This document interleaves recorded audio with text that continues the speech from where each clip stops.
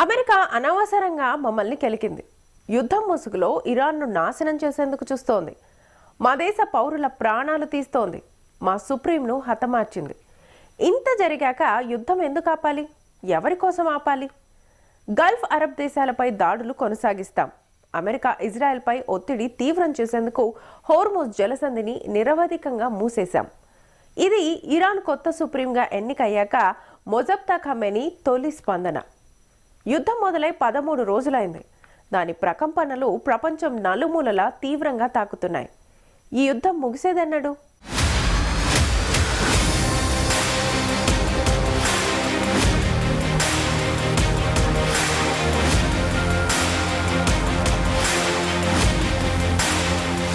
Israel దాడిలో supreme leader Ayatollah Khamenei మరణించాక అతని కుమారుడు మోజ్దాబా ఖమేనీ సుప్రీం లీడర్ బాధ్యతలు చేపట్టాడు.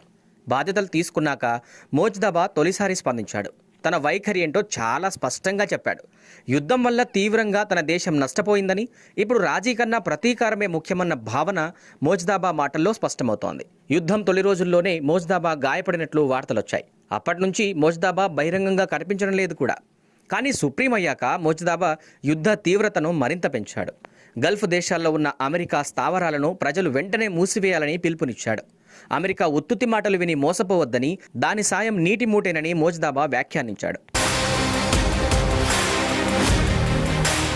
ఈ యుద్ధంలో ఒక పాఠశాలపై జరిగిన దాడిలో 165 మందికి పైగా విద్యార్థినులు మరణించిన ఘటన ఇరాన్ ఎప్పటికీ మరిచిపోదని మోజ్దాబా ఆగ్రహం వ్యక్తం చేశాడు. తాజాగా ఇరాన్ ఇజ్రాయిల్పై బాలిస్టిక్ మిసైల్స్తో విరుచుకుపడింది. జార్జీర్ అనే ప్రాంతంలో ఓ భవనంపై ఇరాన్ బాలిస్టిక్ మిసైల్ పడిన వీడియో ఇప్పుడు సోషల్ మీడియాలో వైరల్ అవుతోంది. ఈ ఘటనలో దాదాపు 33 మంది గాయపడినట్లు తెలుస్తోంది. పర్షియన్, గల్ఫ్ ప్రాంతాల్లో నౌకాయాన మార్గాలు, ఇంధన స్థావరాలపై ఇరాన్ దాడులు చేస్తోంది.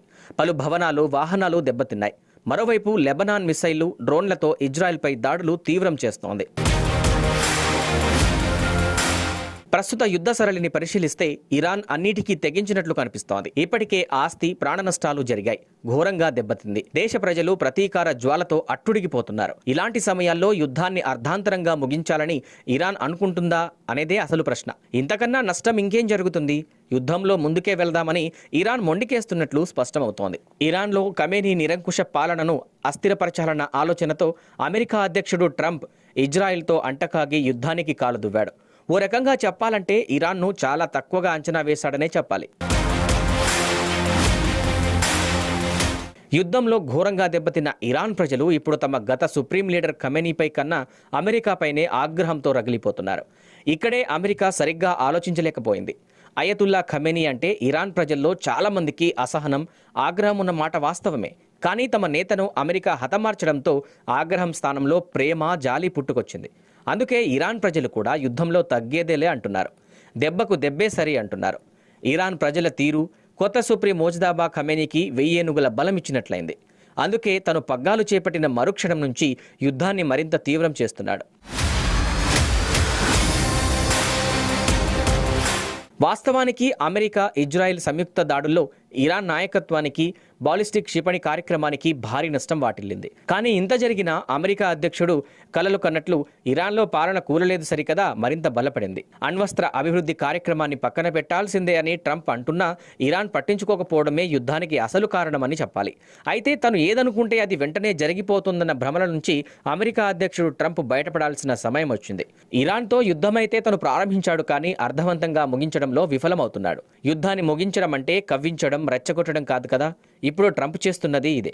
అందుకే సమస్య మరింత సంక్లిష్టంగా మారుతోందే కానీ పరిష్కార మార్గం కనిపించట్లేదు. యుద్ధం ఇలాగే కొనసాగితే ప్రపంచంలో మిగిలిన దేశాల పరిస్థితి ఏంటి? ఇప్పటికే ఉగ్రరూపం దాలుస్తోన్న చమురు సంక్షోభం గట్టెక్కేదెలా? మూడో ప్రపంచ యుద్ధం అంచుల్లో నిల్చున్న ప్రపంచ దేశాలు గజగజ వణుకుతున్న దృశ్యం ఒకవైపు, పంతాలు పట్టింపులతో పరస్పర వినాశనానికి తెగబడుతోన్న ఇరాన్, ఇజ్రాయెల్, అమెరికా దేశాలు మరోవైపు. ఎంతకాలం ఇలా?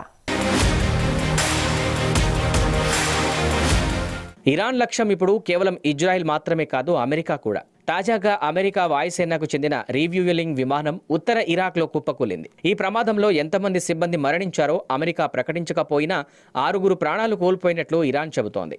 సైనిక ట్యాంకర్ విమానాలు నేల దిగుతుండగా ఈ ఘటన జరిగింది. ఇరాక్కు చెందిన ఇస్లామిక్ రెసిస్టెన్స్ రెబల్ గ్రూప్ ఈ దాడికి పాల్పడినట్లు ప్రకటించింది. ఈ గ్రూప్ ఇరాన్కు అనుకూలంగా ఉంటోంది. అమెరికా అధ్యక్షుడు ట్రంప్ ఇరాన్ సమీపంలో మోహరించామని గర్వంగా చెబుతుంటే విమాన వాహన నౌక అబ్రహం లింకన్పై దాడి చేసినట్లు ఇరాన్ తాజాగా ప్రకటించింది. ఈ రెండు ఘటనలు ఇరాన్ అమెరికాపై ఎంత ఆగ్రహంగా ఉందో చెబుతున్నాయి. హోర్ముజ్ జలమార్గం మూసివేత దరిమిలా ఆసియా దేశాల్లో చమురు సంక్షోభం తీవ్రమైంది. ఇండియాలో ఈ ప్రభావం చాలా స్పష్టంగా కనిపిస్తోంది. వదంతుల నమ్మకండి, చమురు కొరత లేదు అని కేంద్రం ఎంత చెబుతున్నా వాణిజ్య గ్యాస్ సిలిండర్ల కొరత, ధరల పెంపు, హోటళ్లు, హాస్టళ్లలో తీవ్ర ఇబ్బందులు ఇవన్నీ చమురు కొరత తీవ్రంగా ఉందనే చెబుతున్నాయి. అయితే ఈ సంక్షోభానికి ప్రధాన కారణమైన ట్రంప్ మాత్రం చాలా విచిత్రంగా స్పందించాడు. చమురు ధరలు పెరిగితే అమెరికాకే లాభం, ఎందుకంటే ప్రపంచంలో అత్యధిక చమురు ఉత్పత్తి చేస్తున్న దేశం అమెరికానే అని వ్యాఖ్యానించాడు. ఈ తీరు చూస్తుంటే ట్రంప్కు కూడా యుద్ధం ముగించే ఆలోచన లేదని చాలా స్పష్టమవుతోంది. పంతాలు పట్టింపుల వల్ల ఒరిగేదేం లేదు. యుద్ధం 2-3 దేశాల మధ్య అన్న దశ దాటి ప్రపంచ దేశాలకు సెగ తగులుతోంది. ఈ యుద్ధాన్ని సాధ్యమైనంత త్వరగా ముగించడం అమెరికా, ఇరాన్లకే కాదు ప్రపంచ దేశాలకు కూడా మంచిది. మరి ఈ విషయాన్ని ట్రంప్కు చెప్పేదెవరు, ఒప్పించేదెవరు?